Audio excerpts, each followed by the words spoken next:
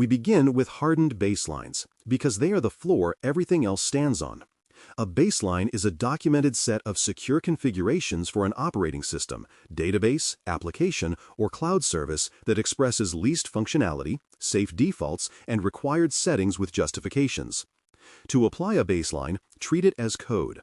Use templated artifacts such as configuration management playbooks or cloud service definitions, push them from a source-controlled repository, and tag the resulting instances so you can query coverage. To verify it, compare live settings to the declared baseline with an independent scanner and export a differential report that lists deviant keys with timestamps and owners. To continuously enforce it, lock high-risk settings, schedule drift detection, and generate a ticket automatically when an exception appears so the team fixes or formalizes it before it becomes the new normal.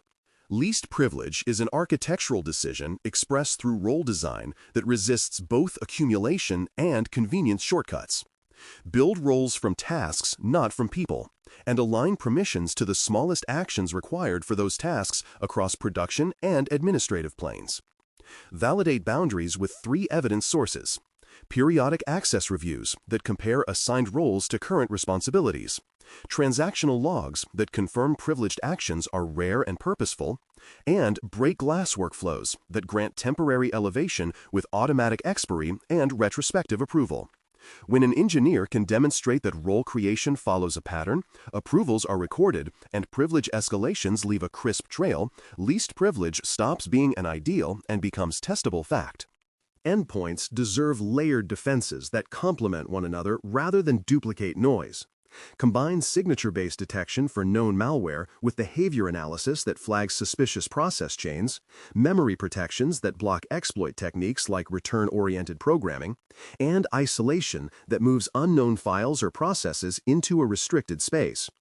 Instrumentation should show prevention, detection, and containment outcomes as separate counters, because "we saw it" and "we stopped it" are not the same claim.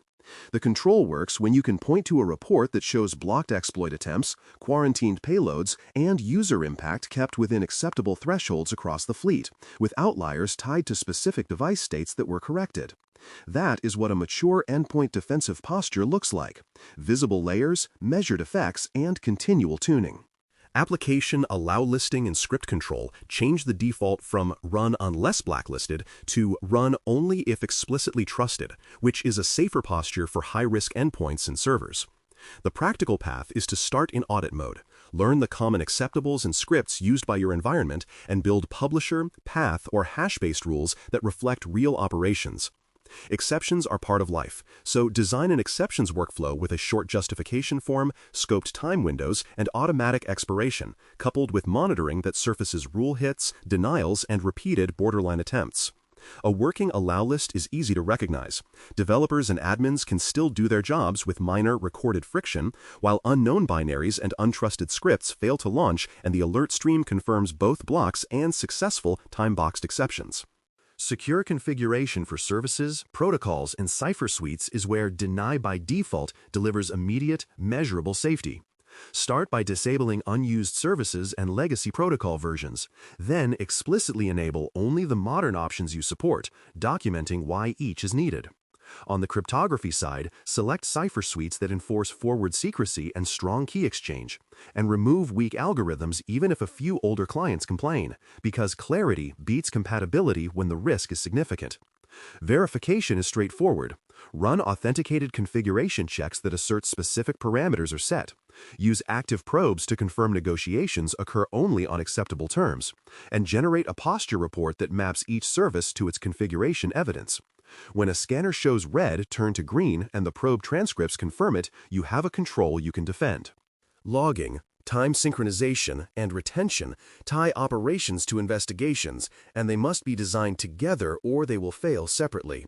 Precise time synchronization, using a reliable network time protocol source, ensures that events correlate across systems, which is the difference between a coherent timeline and a guessing game. Logging standards should define what gets recorded, at what level, and in what structure, so parsers can extract actors, actions, objects, and results without manual interpretation, while retention rules should mirror investigative and legal needs. To prove the system works, trace an example. A high-severity alert fires in the detection platform. An enrichment job annotates it with asset and user context. The case management tool opens a ticket automatically with links to source logs, and the responder sees consistent timestamps across layers that support a clear decision. Backups are a reliability control only when their protections and restores survive real stress. Immutability prevents tampering with backup sets. Separation ensures backups are not destroyed with production during an attack. And access controls restrict who can touch backup catalogs and keys. Schedule periodic recovery tests that restore representative systems or datasets into isolated environments. Measure recovery time and integrity, and capture the configuration state alongside the data to avoid zombie restores that boot with unsafe defaults or broken dependencies. The evidence that matters is a test report that lists success or failure, duration, defects found and fixed, and signatures from both the recovery operator and the system owner acknowledging the result. That is how you convert "we back up" into "we can recover." Email and web filtering continue to carry disproportionate risk, so controls must be tuned and validated with live adversary behaviors in mind. For email, pair domain-based authentication checks with attachment and link inspection, sandboxing, and user-visible banners that signal external origins or suspicious patterns. Then prove efficacy with a pipeline metric from phish reported to phish blocked, including mean time to detection and removal from inboxes. For web, enforce category and reputation policies, inspect for command and control callbacks, and apply detonation for downloads that match risky signatures or behaviors. The practical test is simple.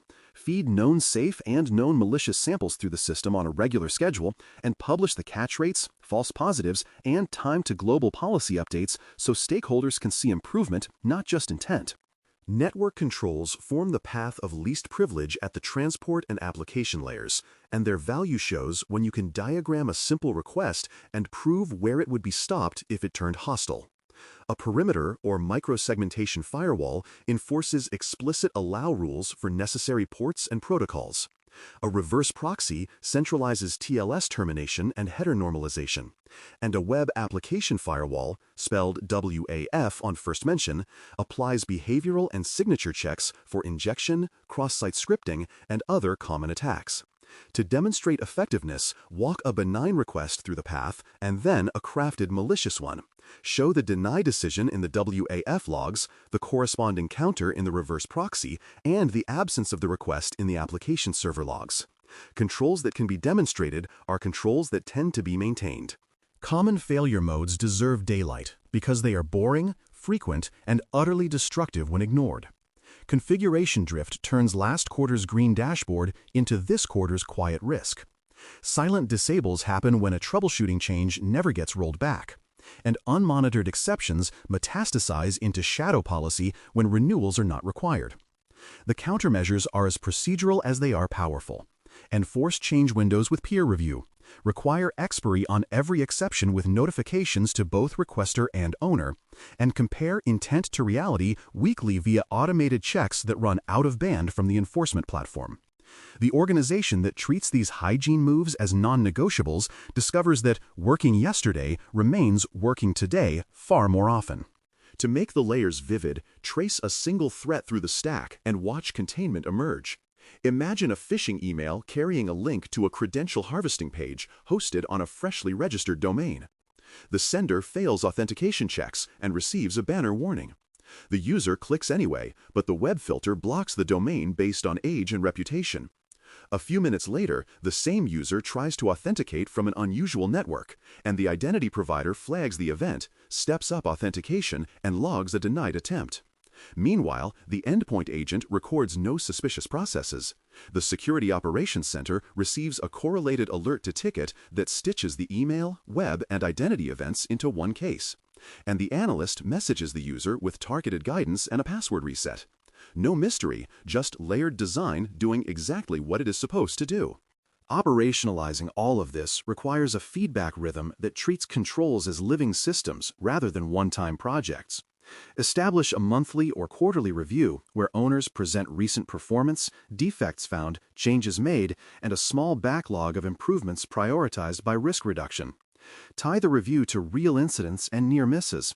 If a control featured in a post-incident review, show what changed in design or tuning as a result, and whether outcomes improved on the next rehearsal. The aim is evolutionary steering, not ceremonial meetings, and it works best when the same minimal template is used every time, so leaders can compare across controls without relearning the format. Consistency in how you review creates consistency in how you improve. A final word on culture. Working controls survive because teams value boring reliability over flashy novelty. That shows up in the way approvals are granted, in the patience to test before deploying a tempting shortcut, and in the credit given for retiring risky exceptions on schedule. When engineers experience that steady, quiet work is recognized and rewarded, they keep doing it, and the organization accrues resilience the way a savings account accrues interest. Conversely, when heroics are celebrated and hygiene is ignored, controls rot under a layer of optimistic reports. The outcome you want is a reputation for systems that behave, evidence that persuades, and incidents that end as contained stories rather than long nights. To close, Episode 6 anchored working controls to evidence, not wishful configuration, and walked through baselines, patching, least privilege, endpoint layers, allow listing, protocol hardening, logging in time, backups, email and web filtering, network defenses, failure modes, and a layered containment scenario. The immediate, concrete validation task for this week is simple and revealing.